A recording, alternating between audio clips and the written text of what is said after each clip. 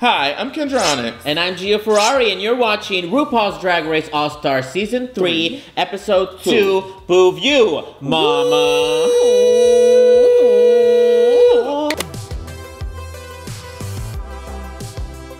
So, girl, what did you think of this episode? Because this episode was pretty good. It was definitely just as good as the first one, if not better. Yeah, what I like is that, you know, these are all-stars. So, obviously, every single one of them is bringing it. Every single one, every single time is bringing it. Girl, so the stakes are high. And like I said before, there's like literally no weak links this time. True. I don't want to say there was some last time, even though there was. Roxy Andrews. Ooh. But there's no weak links this time. Everybody's bringing their A game, 100%. Every single episode. So let's talk about just the beginning of the episode, just debrief. You know, they came in after Morgan left. And then Dayla had to erase her message, and then she started getting choked up like she didn't know that she was gonna have to send people home. I mean, I see where she's coming from, because I know it'll probably be hard to send girls that you know, that are your friends. True, but I mean, at the end of the day, a little extra. You signed up for the show. You knew you were gonna have to send people home, because they did it last season. It wasn't new. Nobody even cried the second season, and that was brand new for the second season. You know what I mean? But also, let's talk about how Aja, she would have sent Chi-Chi home had she won that lip sync. I would have too, because she was the weakest that she... Yeah, that challenge, she bombed. She got lucky. She nuclear bombed like Kennedy Davenport's hair. Because Kennedy is Chi-Chi from the future, apparently. Never in the room at the same time. All right, so then this episode's main challenge, they had to do like a kind of like a Divas VH1 tribute type of thing to RuPaul songs as different divas. Now, I'm gonna say straight up front, you guys know already, I don't watch a whole lot of movies. Ever. I don't watch TV. I don't know a whole lot of gay icons and gay, you know, or just female divas either. Did you know all these girls? I've heard of them, but I don't really. I don't really listen to a lot of them. And as we talk about them, I'll explain who I do know, who I don't know. First up, we had Milk, and she came out as Celine Dion. Yes, from the Met Gala. I actually had to look this look up to know what she was talking about, because I didn't know what she was talking about. If she was a smart queen, like I know Milk is, but she just wanted to be so fashiony, because change your fashion, change your life, or however the music song goes.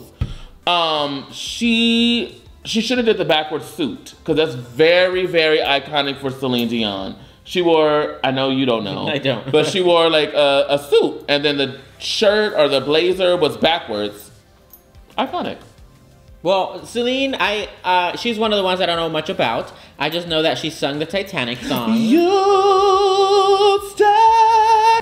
It just looked a little funny to me. I do like that she had peanut butter as like a necklace around her, because she was doing the song Peanut Butter. I thought that was a cute, you know, little thing. It was definitely Skippy. I wonder if everybody caught that. Oh, I don't need peanut butter. Infringements. But I mean, you know, it was cool. The thing about Milk's performance for me is that she was so upset in, I guess, the Untucked, that she was crying. She said she wanted everybody to notice her. She was an 8 out of 10 of the performances. That's sad. She was an 8 out of 10 of the performances and still didn't stand out. Yeah, that is a little sad, because I didn't really notice her much. Like, so right after Milk, we had Miss Kennedy Davenport. Yes, the dancing diva. She came out as Janet Jackson, whom I do know a little more about. Okay. I do like some of her music. Okay. But I didn't. Do you know what the look she was going for? No. I feel like the look that she went for was from the video with her and Busta Rhymes. Gonna make you scream my name. She had on like blue vinyl, and that's pretty much what Kennedy Davenport had on. I don't think it wasn't that she didn't know the words. I think she was missing her cues. Or she was just like, because the lyrics would be going, and she wouldn't move her lips for like the first 2 or 3 words of the line. I think she was more focused on sticking all these moves, because it looks worse for me when I see, like, you know, the dancers doing their thing and then you messing up, because it looked like you definitely messing up. You know what I mean? Yeah. So I feel like she was more focused on sticking their moves instead of hitting the lip sync, which she should have been focused on both, because at the end of the day, it's your lip sync. You can miss a step as long as your lips is moving, because I've almost fallen off of a bar, but my lips were still moving. If you miss a step or two, people aren't really going to notice, because they didn't practice that choreo with you.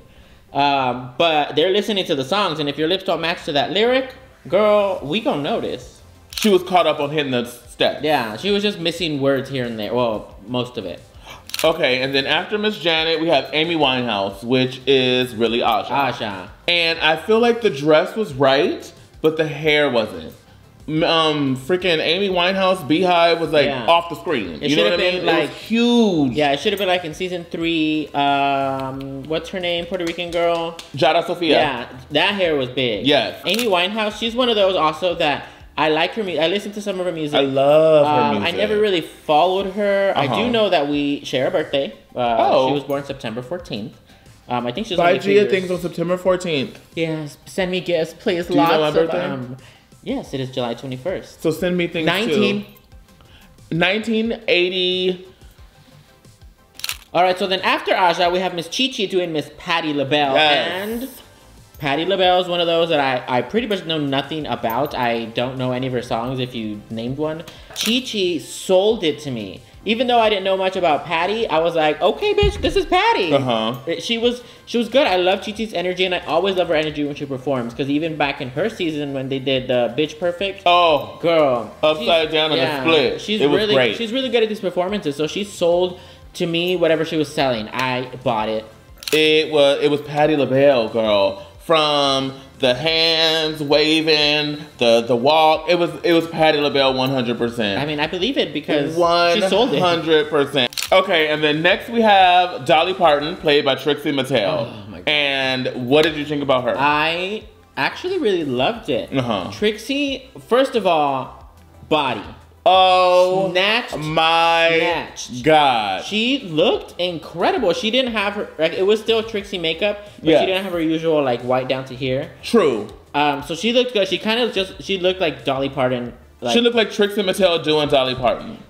Trixie don't dance. Yeah. Trixie really, she's really a comedian queen. She really doesn't do much. I don't want to say when you say she doesn't do much, it sounds derogatory, but you get what I'm saying. Yeah, no. She doesn't, she don't do all that. Me, I don't do that either. Yes, but she danced here. She was really engaging. Like, I wanted to see more of Trixie Mattel. Okay, Teresa Montel. But I loved the Trixie this episode. I really did. If I had to clock anything, I would say, I mean, I know her tits were big, but I feel they could have been bigger.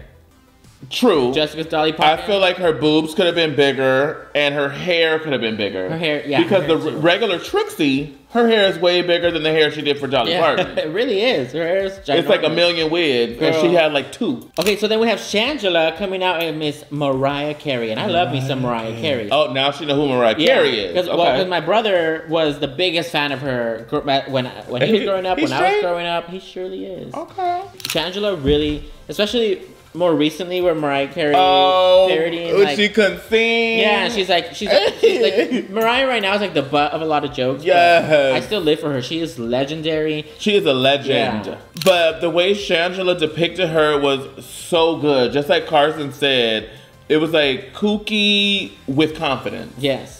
She wasn't really lip syncing to lyrics. It was more spoken word, which is more difficult to do than lyrics. It's so harder. And she was having it down. She was giving it personality. Girl, I was living. Next we have Thorgy doing Stevie Nicks. How do you feel about that? I can't really say much because Stevie Nicks is the one I probably know the least about. Like, same. It was entertaining, to be honest. Like she said, Stevie Nicks is she's not the performer that's gonna be up there having, yes, queen, mama. She's just not. She's more ethereal. Her music is great. It's really, really good. She actually plays the opening riff of Bootylicious, which is her original song. I don't know the name of it, but it is.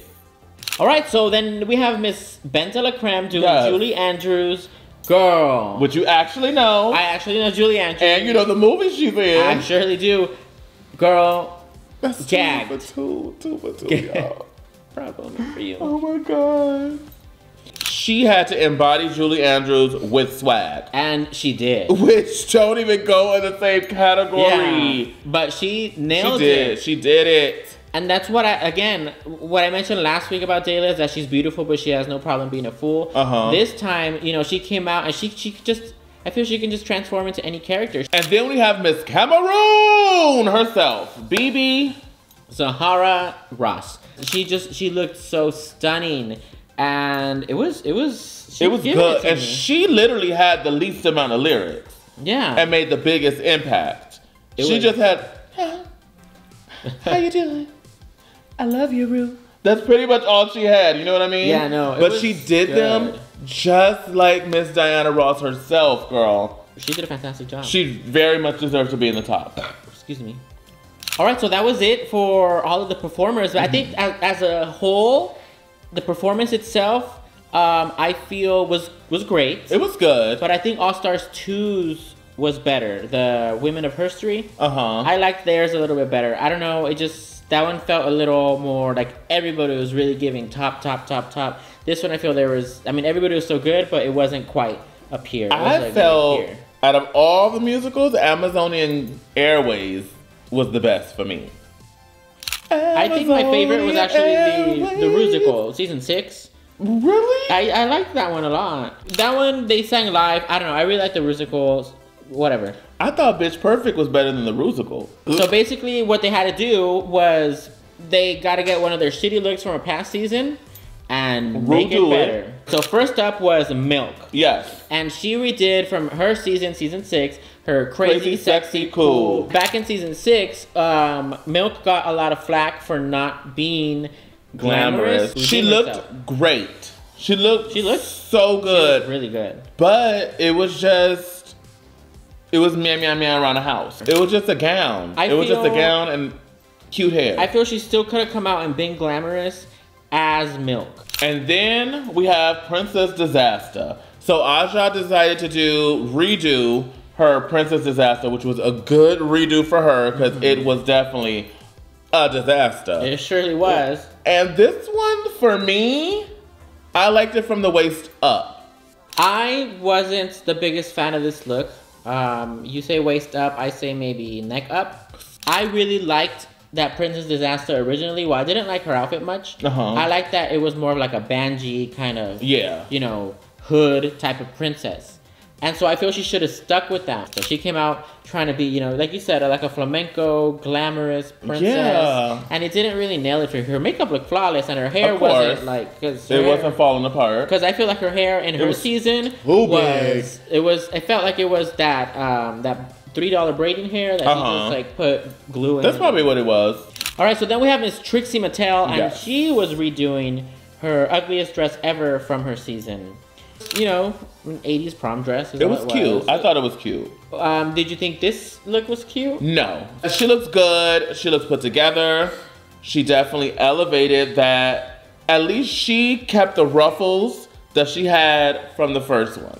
Next we have Kennedy Davenport, and she's redoing the Death Becomes Her look, where she had a session, didn't like her, killed her, she crystallized and came back for a glamazon bitch ready for the runway. She made that story up. Oh yeah. Because she just came out as a burned chicken. Yeah, she definitely made the story up. But when she crystallized, I don't know, I didn't like it. She literally came out, did her thing, and then she turned around and crystallized, bitch. She just evolved. She was like a Pokemon on stage. Okay, and next on the chopping block we have Ben de la Creme. And she did her dripping in jewels eleganza look. From the glitter ball of season 6. I think the glitter ball look originally was already really good. I thought it was very, very cute too. I think she went home that episode and she should not have gone home that episode. I mean... But... she should have went home. Sorry. Wait, I thought we were sipping because you thought she didn't... Girl. Oh no. She went home when she should have gone home, in my opinion. But when this look, it was literally dripping. Yeah. Like the way they cut it and the way it was beaded like this in the triangle looked like she was dripping. And I actually saw that she beaded that herself. Oh, really? Yeah, I think she posted her look on Insta. And she said that the beading was done herself. All right, so then next up we have Miss Cameroon, Miss Bibi Zahara Benet. Yes. And she was redoing her entrance look for season 1, which I think is funny because it was like, girl, I don't got any bad looks. So she really did. Yeah. She looked really, really good. Her hair was beautifully coiffed. And I mean, she just looked good. Last but not least, we have Shangela Laquifa Wadley. Oh, Nina Brown, Elizabeth Black. She's redoing the Queen That Mopped Christmas look. I love her look. She looks stunning. She looks absolutely so good. Beautiful. It's a beautiful look.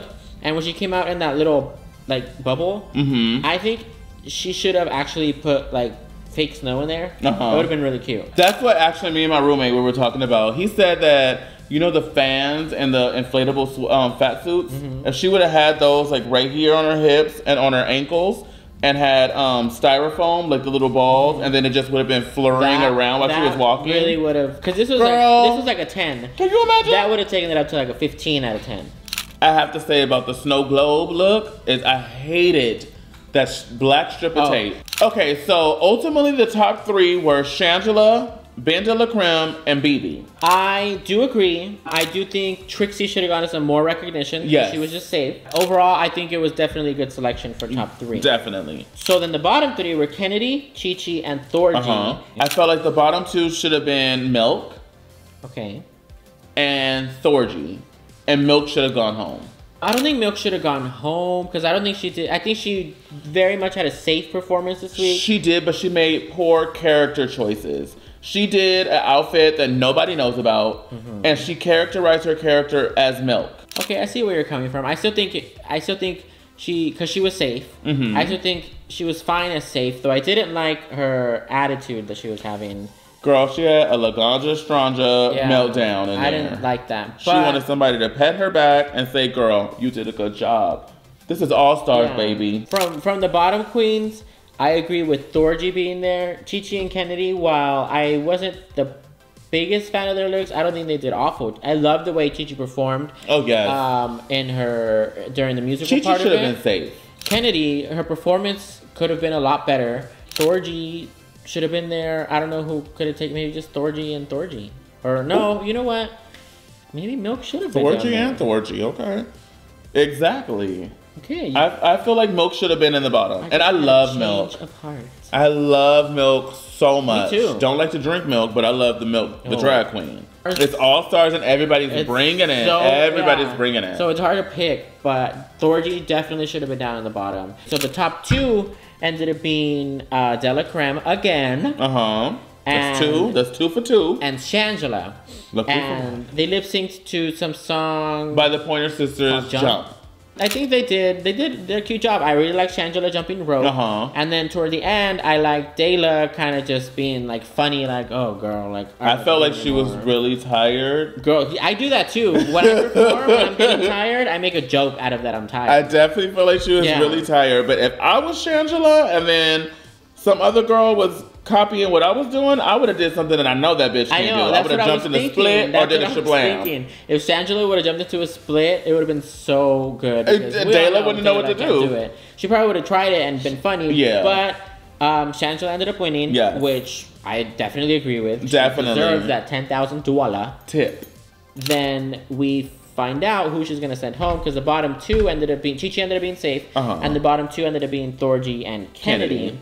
And she ended up picking Thorgy, which I knew she was going to pick Thorgy. It's not RuPaul's best friend's race, and a lot of the fans, when we post this, are going to say something about what I'm about to say, but I wouldn't send you home. I wouldn't. I will find some bullshit-ass excuse. Yeah. I'd be like, well, Gia did this, she let me borrow a tank top. This nail color is Gia's. I would have some excuse why I saved you. $100,000 can come and go. Friends are forever. Oh, are we forever? Yeah. Unhand me. I love Thorgy. I love Thorgy. She's really funny. I really like her style. I just can't wait to meet Thorgy at DragCon. I just feel like it's kind of different me going to DragCon because I'll be working there at the Dragula booth. Come and see me. Your girl Kendra Onixxx. Buy your tickets now. I'm really looking forward to it. I have met Thorgy before at a local club, and she's really nice.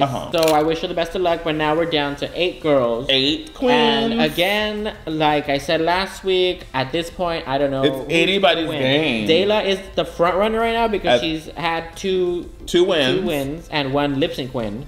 So she's in the top, but it's anyone's game, and I'm so excited to see. But girl, the trailer of next week's episode, Chi-Chi's look, for me, slayed me. 100%. I loved it. I mean, I would have changed the nails because, you know, I hate those square nails. But other than that, I love the look. So I'm really excited to see what the challenge is, to see next week's episode, and I can't wait. And you know what I'm excited about? getting out of drag. Yes, and for you guys to let us know down in the comments below what you guys think of the episode. Again, do you guys agree with our opinions? Do you think that Shangela should have won or not? Do you think that Dorothy should have gone home or not? What do you think? Let us know. We love reading your comments, even if you're reading the shit out of us. We love it. And don't forget to share, like, and subscribe. Everything. Follow us on Instagram. At Miss Gia Ferrari. Kendra Onixxx. And we'll see you guys next week. Bye!